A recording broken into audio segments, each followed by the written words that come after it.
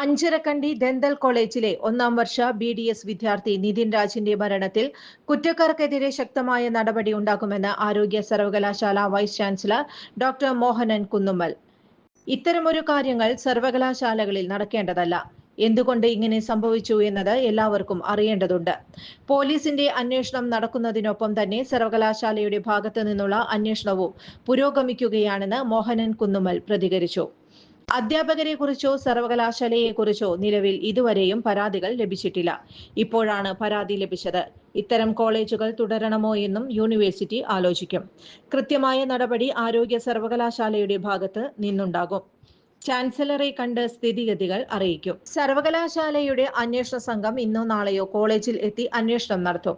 College അധികൃതർ നിതിന്റെ വീട്ടിലെത്താത്തത് ശരിയായ നടപടിയല്ല. കുട്ടികൾക്ക് വേണ്ടി നിയമപരമായ എല്ലാ സംവിധാനങ്ങളും എല്ലാ കോളേജുകളിലും ഒരുക്കിയിട്ടുണ്ടെന്നും അദ്ദേഹം പറഞ്ഞു. ചുരുങ്ങിയ ചിലവിൽ വീട്ടുമുറ്റത്തൊരു വിളക്ക്, വൈദ്യുതി വേണ്ട, ബാറ്ററി വേണ്ട, പൂർണ്ണമായും സോളാറിൽ പ്രവർത്തിക്കുന്ന ലൈറ്റുകൾ നിങ്ങളുടെ വീടുകളിലോ സ്ഥാപനങ്ങളിലോ എവിടെയായാലും സ്ഥാപിച്ചു കൊടുക്കുന്നു.